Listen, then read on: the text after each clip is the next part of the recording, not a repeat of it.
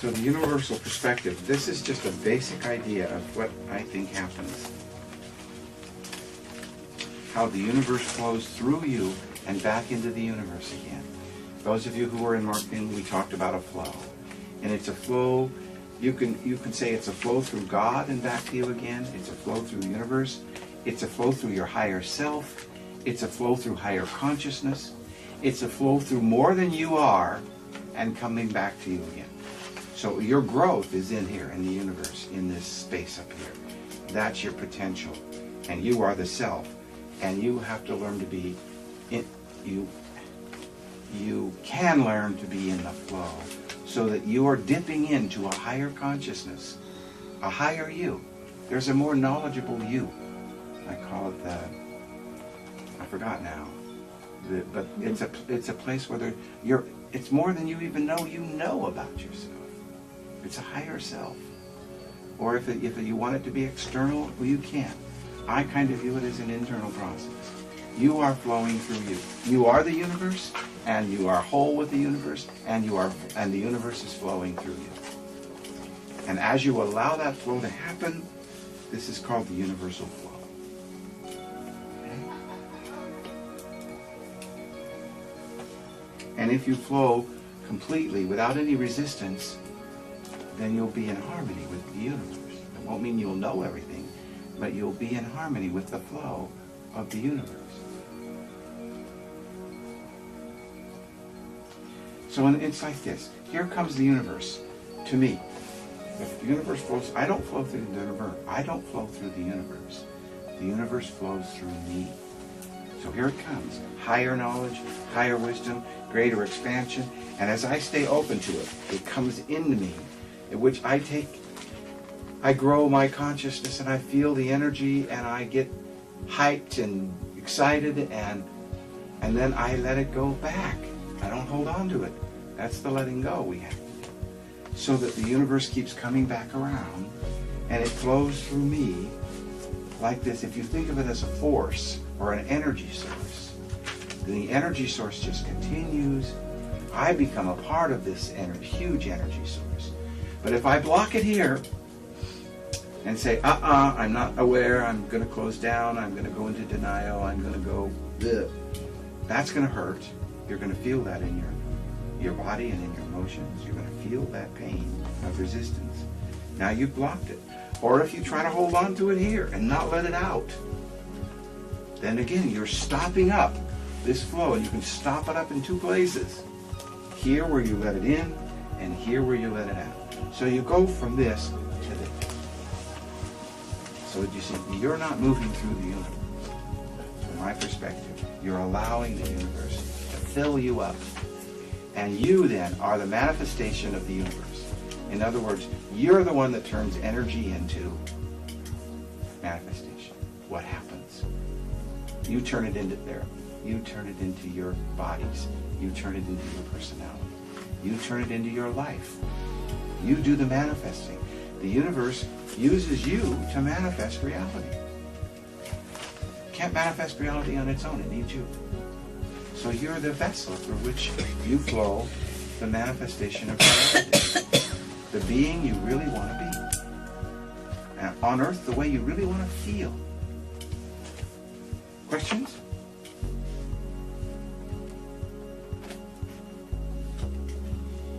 Maybe example? Yes, I was just thinking of that. Thank you. I was even thinking when you teach,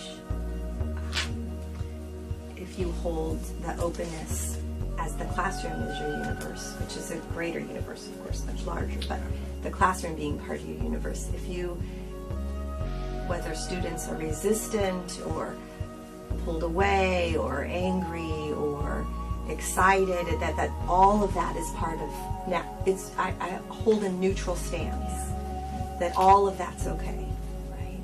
So I think of it in the smaller form as well as the greater form. So to me, it's also part of our smaller stance in the classroom, as an example. And as a client, it's another example. The client comes in and that's your universe in that moment.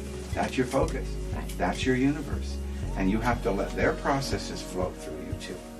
And not resist that they're lousy parents and that they beat up their kid. It can get pretty horrible the way people do. The universe is going to show up to you in some pretty horrible ways sometimes. There's negligence, there's oppression, there's pain, there's all kinds of things out there, but it's all still part of the universal flow. And so you have to be able to not accept it, but you have to not resist it. You have to let that universe flow through you too.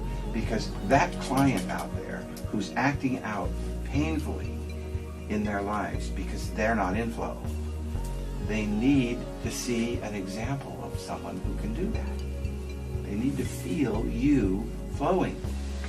You become the best teacher is in your modeling flowing. So no matter, even if they hit your countertransference, you go, oh shit, I can't deal with that woman, she's too bitchy like my mother.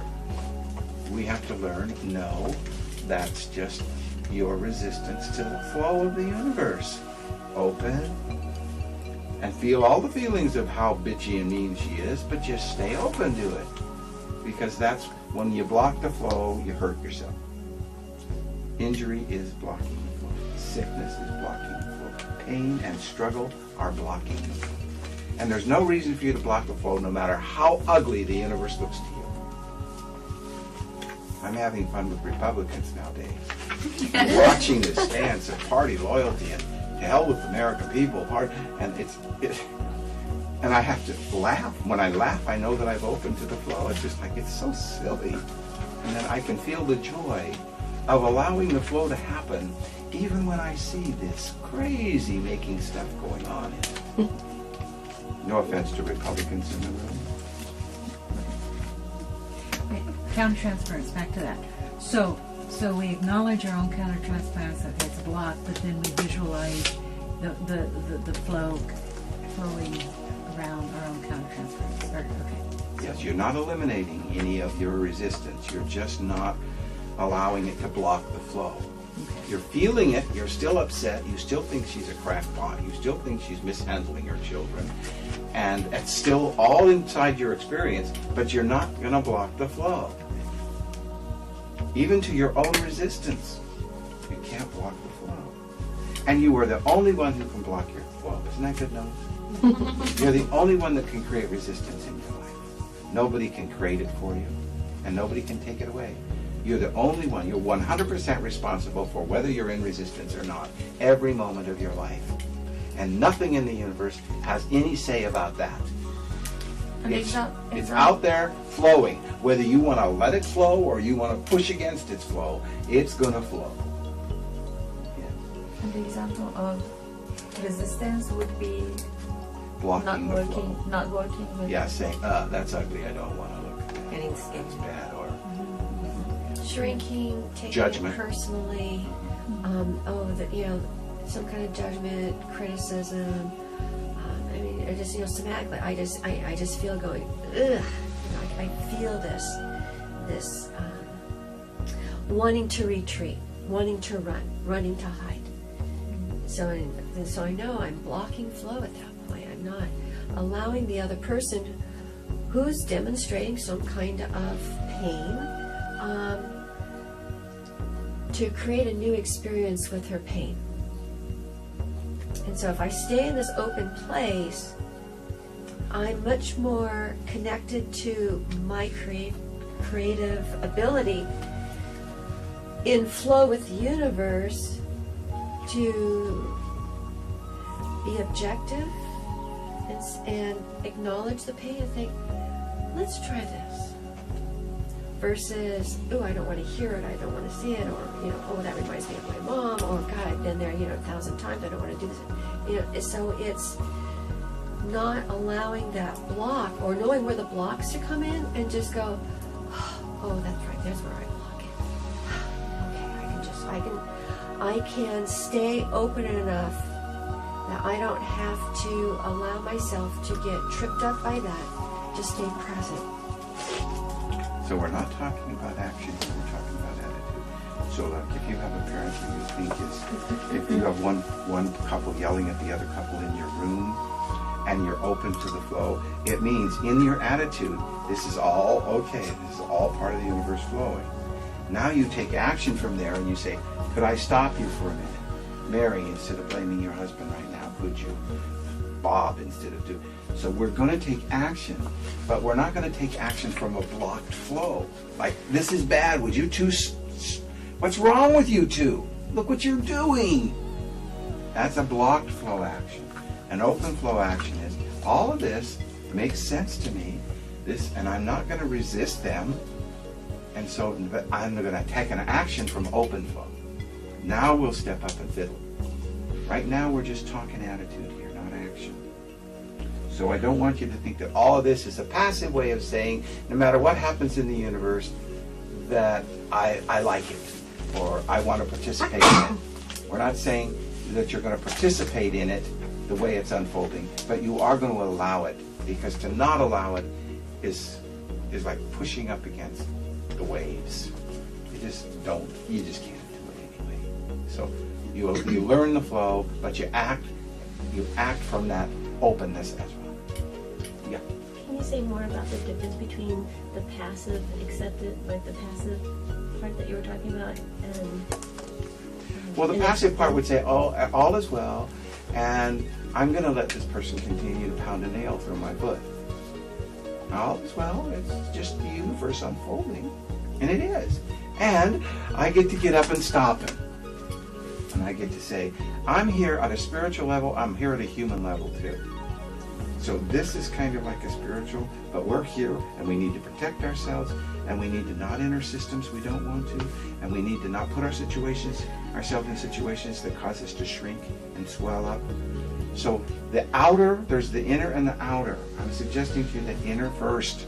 Outer action will work much better from an inner place of flow. So basically you're saying that there is the flow and there is manifestation. So Yes.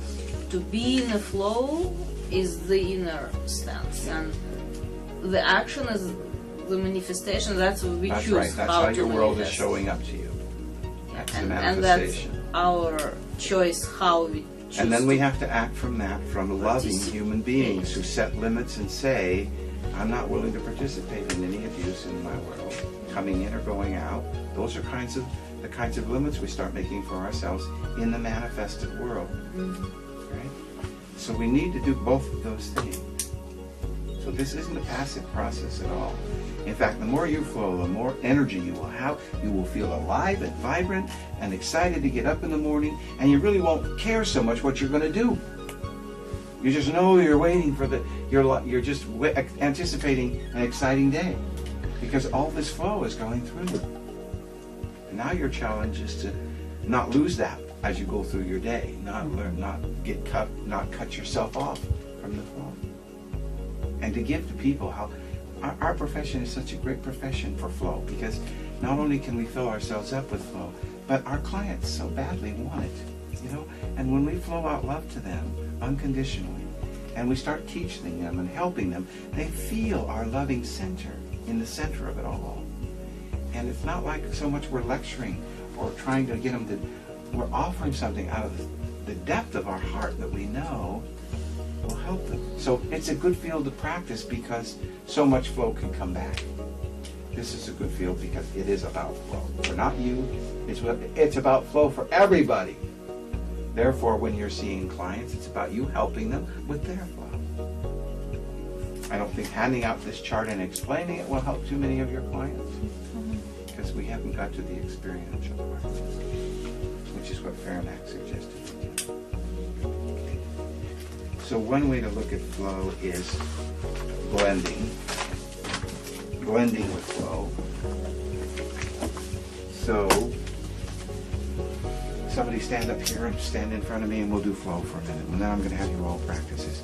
Now how about you, LaDonna? Would you stand up here? And as LaDonna is a force that's coming toward me, if I push back against the force, I'm not letting her flow. I'm not flowing. I'm resisting. I'm not resisting LaDonna.